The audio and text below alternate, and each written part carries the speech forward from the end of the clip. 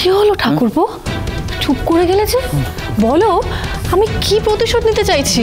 না না মানে মানে ঠাকুরপো বলো বলো, আমি আমি আমি কি করেছি বলো? ধর্মের কল বাতাসে নড়ে সার্থক। যে অতীত তুমি আড়াল করতে চাইছো, সেই অতীতের কথা তোমাকে নিজের মুখে স্বীকার করতে হবে। ঠাকুরপো না না না না না আমি আমি হে অনিকেত, কি রে তুই সব কি বলছিস? আমারও তো একই প্রশ্ন, তোমার সাথে আমার কিসের হিসেব বাকি আছে?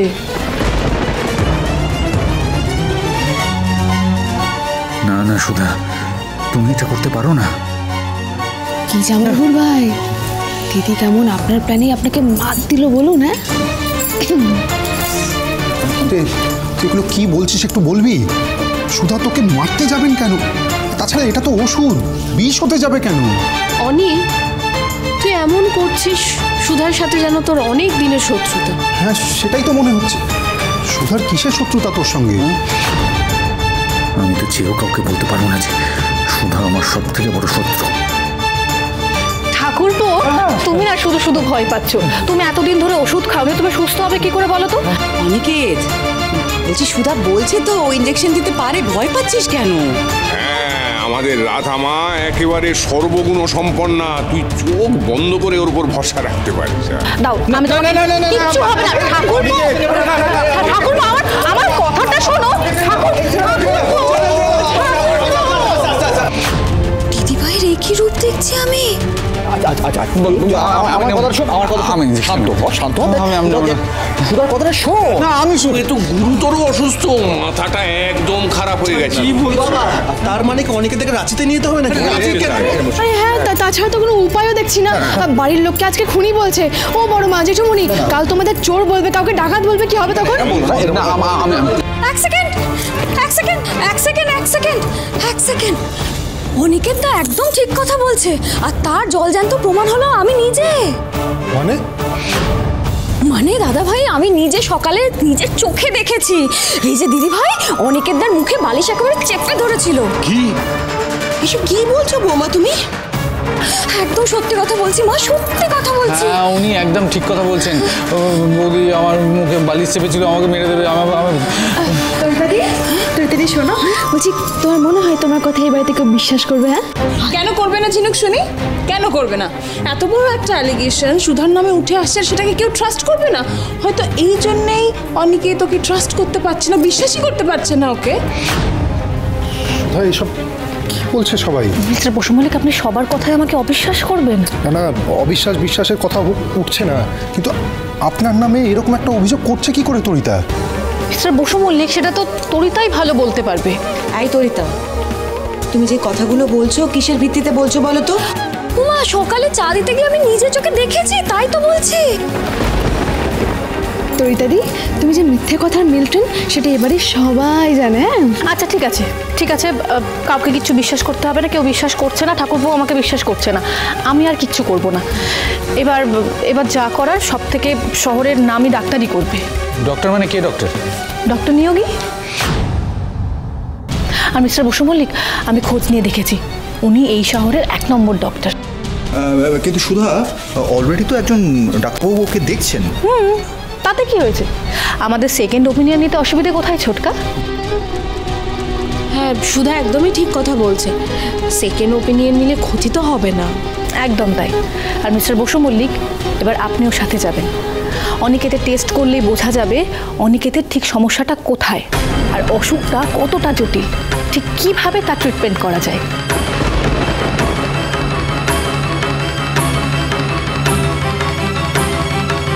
তার মানে এই সবটা সুধার প্ল্যান ছিল, আর আমি ওর ফাঁদে পা দিয়ে ফেললাম।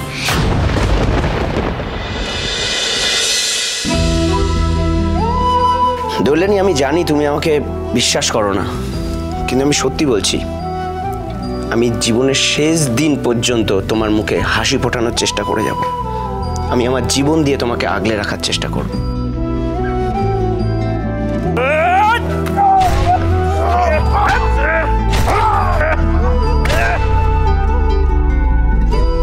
আমার বউকে টোন কেটেছে আর আমি চুপ করে বসে থাকবো? হ্যাঁ, একদমই না।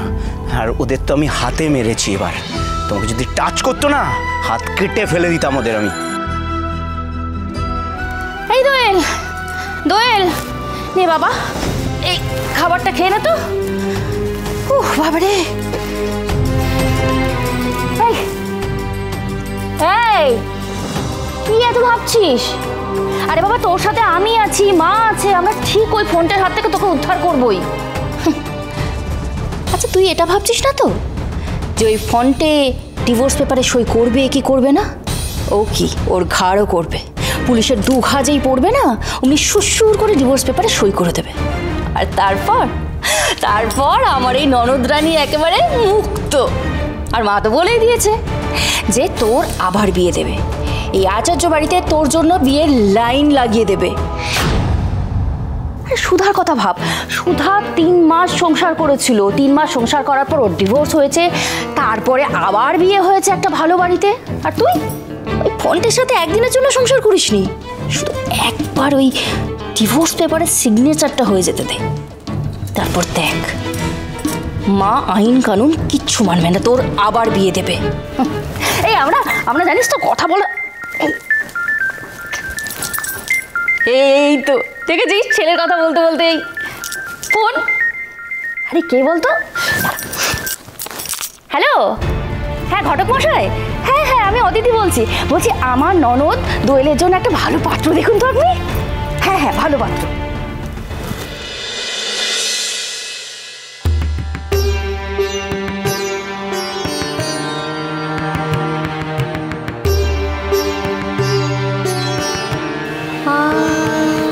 খাসনি কেন?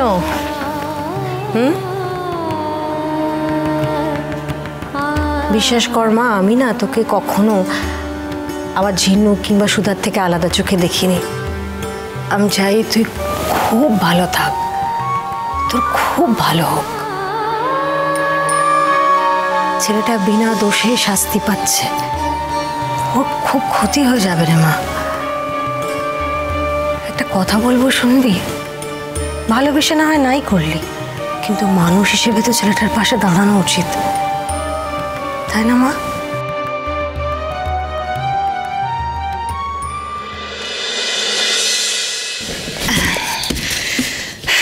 এতে বাদাম তক্তি আছে, এই সব আমি নিজের হাতে বানিয়েছি দাসবাবু। বাদাম তক্তি তো আমাদের কর্মচারীরা বানাতে পারে না। খুব পারবে, এই রকম মুচমুচে বানাতে হবে, বুঝতে পেরেছেন? আর হ্যাঁ, এটা যেন এবছরের টাটকা গুড় ব্যবহার করা হয়, সেটা কিন্তু আপনাকে নজর রাখতে হবে। আঙ্কে দাসবাবু, আপনি আপনি ঠিক আছেন তো? হ্যাঁ বৌমনি, আমি ঠিক আছি, কিন্তু আপনাকে দেখে যেন। দাসবাবু, আপনি আপনি সংকোচ না করে আমাকে সব বলতে পারেন। বৌমনি, আমার মেয়ের বিয়ে ঠিক হয়েছে। বাহ, এ তো খুব ভালো কথা। পাত্র ভালো, তবে তবে কি? পাত্রপক্ষ চায় খুব ধুমধাম করে যেন বিয়েটা হয়, ওই যে বড়লোকদের যেমন অন্য জায়গায় গিয়ে বিয়ে হয় সেরকম। হ্যাঁ, ডেস্টিনেশন ম্যারেজ। হ্যাঁ, সেটাই চায়। কিন্তু বৌমনি, আমি তো গরিব মানুষ, এত সব আয়োজন কি করে করব? আমার তো অত সামর্থ্য নেই। এদিকে বিয়েটা ভেঙে গেলে আমার মেয়ের মনটা ভেঙে যাবে, ওই ছেলেটাকে পছন্দ করে। ব্যাস এইটুকু? মানে এটা। দাসবাবু, সুধা ম্যারেজ ব্যুরো তো আছে, সুধা ম্যারেজ ব্যুরো আপনার মেয়ের ইচ্ছে মতোই তার বিয়ে দেবে। কিন্তু বৌমনি, আমার কাছে তো অত টাকা নেই। আমি কি? বাবু, আপনি আমাদের পরিবারের মতো, আপনি এত বছরের কর্মচারী, আপনাকে একটা টাকাও দিতে হবে না। টাকা ছাড়া বিয়ে? সব দায়িত্ব আমার। সুধা একদম ঠিক বলেছে দাসবাবু, আপনার মেয়ে মানে আমার বোন, আর নিজের বোনের দায়িত্ব দাদা বৌদি নেবে না তো কে নেবে? আপনারা ভগবান। আমি আপনাদের। আপনি বাড়ি যান, মেয়েকে বলে দিন ওর বিয়েটা ওর পছন্দের পাত্রর সঙ্গেই হবে, আর অনেক ধুমধাম করে হবে। এই মানুষগুলোর সঙ্গে বেইমানি করেছি আমি। তাহলে আসছি। হ্যাঁ, হ্যাঁ, এই শান্টু, চলো নিয়ে চলো এগুলো, চলো, এসো এসো।